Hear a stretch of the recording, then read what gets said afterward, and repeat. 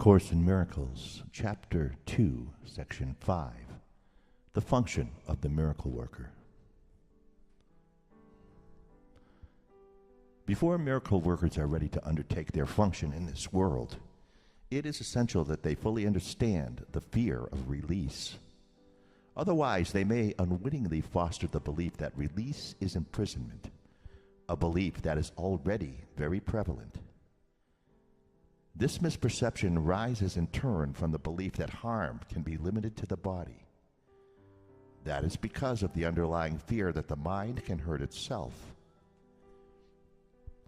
None of these errors is meaningful because the miscreations of the mind do not really exist. This recognition is a far better protective device than any form of level confusion because it introduces correction at the level of the error. It is essential to remember that only the mind can create, and that correction belongs at the thought level. To amplify an earlier statement, spirit is already perfect and therefore does not require correction. The body does not exist except as a learning device for the mind. This learning device is not subject to errors of its own because it cannot create. It is obvious then that inducing the mind to give up its miscreations is the only application of creative ability that is truly meaningful. Magic is the mindless or the miscreative use of mind. Physical medications are forms of spells, but if you are afraid to use the mind to heal, you should not attempt to do so. The very fact that you are afraid makes your mind vulnerable to miscreation. You are therefore likely to misunderstand any healing that might occur. And because egocentricity and fear usually occur together, you may be unable to accept the real source of the healing. Under these conditions, it is safer for you to rely temporarily on physical healing devices because you cannot misperceive them as your own creations. As long as your sense of vulnerability persists, you should not attempt to perform miracles. I have already said that miracles are expressions of miracle-mindedness, and miracle-mindedness means right-mindedness. The right-minded neither exalt nor depreciate the mind of the miracle worker or the miracle receiver. However, as a correction, the miracle does not await the right-mindedness of the receiver. In fact, its purpose is to restore him to his right mind. It is essential, however, that the miracle worker be in his right mind, however briefly, or he will be unable to reestablish right-mindedness in someone else. The healer who relies on his own readiness is endangering his understanding. You are perfectly safe as long as you are completely unconcerned about your readiness, but maintain a consistent trust in mind. If your miracle-working inclinations are not functioning properly, it is always because fear has intruded on your right-mindedness and has turned it upside down. All forms of not right-mindedness are the result of refusal to accept the atonement for yourself. If you do accept it, you are in a position to recognize that those who need healing are simply those who have not realized that right-mindedness is healing. The sole responsibility of the miracle worker is to accept the atonement for himself. This means you recognize that mind is the only creative level and that its errors are healed by the atonement. Once you accept this, your mind can only heal. By denying your mind any destructive potential and reinstating its purely constructive powers, you place yourself in a position to undo the level confusion of others. The message you then give to them is the truth that their minds are similarly constructive and their miscreations cannot hurt them. By affirming this, you release the mind from over-evaluating its own learning device and restore the mind to its true position as the learner. It should be emphasized again that the body does not learn any more than it creates. As a learning device, it merely follows the learner, but if it is falsely endowed with self-initiative, it becomes a serious obstruction to the very learning it should facilitate. Only the mind is capable of illumination. Spirit is already illuminated, and the body in itself is too dense. The mind, however, can bring its illumination to the body by recognizing that it is not the learner and is therefore unamenable to learning.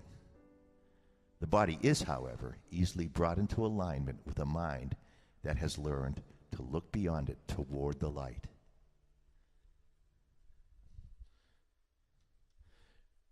Corrective learning always begins with the awakening of spirit and the turning away from the belief in physical sight. This often entails fear because you are afraid of what your spiritual sight will show you.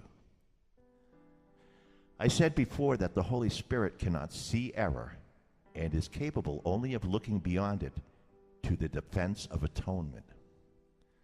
There is no doubt that this may produce discomfort, yet the discomfort is not the final outcome of the perception. When the Holy Spirit is permitted to look upon the defilement of the altar, he also looks immediately toward the atonement. Nothing he perceives can induce fear. Everything that results from spiritual awareness is merely channelized toward correction. Discomfort is aroused only to bring the need for correction into awareness. The fear of healing arises in the end from an unwillingness to accept unequivocally that healing is necessary. What the physical eye sees is not corrective, nor can error be corrected by any device that can be seen physically. As long as you believe in what your physical sight tells you, your attempts at correction will be misdirected. The real vision is obscured because you cannot endure to see your own defiled altar.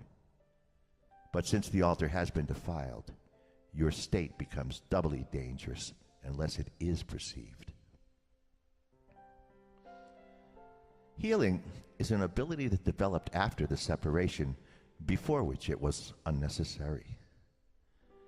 Like all aspects of the belief in space and time, it is temporary. However, as long as time persists, healing is needed as a means of protection.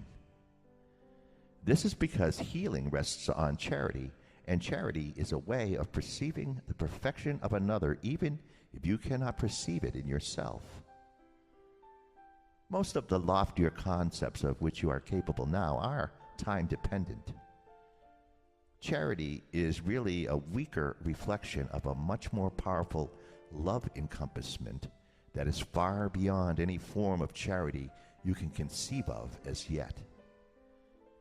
Charity is essential to right-mindedness in the limited sense in which it can now be attained. Charity is a way of looking at another as if he had already gone far beyond his actual accomplishments in time. Since his own thinking is faulty, he cannot see the atonement for himself, or he would have no need of charity. The charity that is accorded him is both an acknowledgement that he needs help and a recognition that he will accept it. Both of these perceptions clearly imply their dependence on time, making it apparent that charity still lies within the limitations of this world. I said before that only revelation transcends time.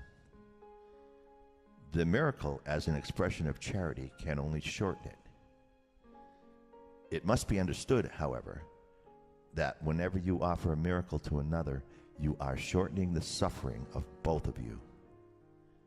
This corrects retroactively as well as progressively.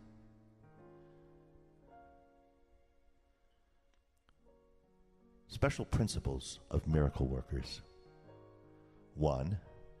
The miracle abolishes the need for lower order concerns, since it is an out of pattern time interval. The ordinary considerations of time and space do not apply. When you perform a miracle, I will arrange both time and space to adjust to it.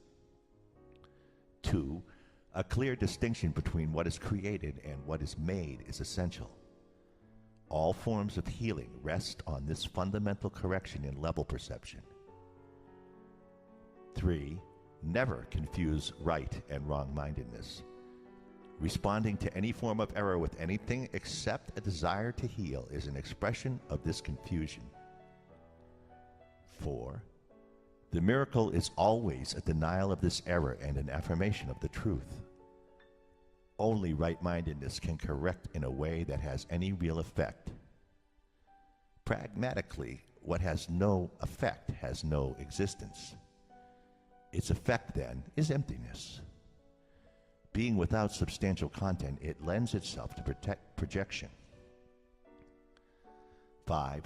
The level adjustment power of the miracle induces the right perception for healing. Until this has occurred, healing cannot be understood. Forgiveness is an empty gesture unless it entails correction. Without this, it is essentially judgmental rather than healing. Miracle-minded forgiveness is only correction. It has no element of judgment at all. The statement, "Father, forgive them, for they know not what they do," in no way evaluates what they do. It is an appeal to God to heal their minds. There is no reference to the outcome of the error. That does not matter. The injunction, "Be of one mind," is the statement for revelation readiness.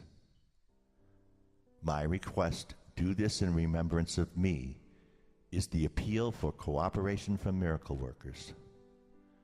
The two statements are not in the same order of reality. Only the latter involves an awareness of time, since to remember is to recall the past in the present. Time is under my direction, but timelessness belongs to God. In time, we exist for and with each other. In timelessness, we coexist with God. 8. You can do much on behalf of your own healing and that of others if, in a situation calling for help, you think of it this way: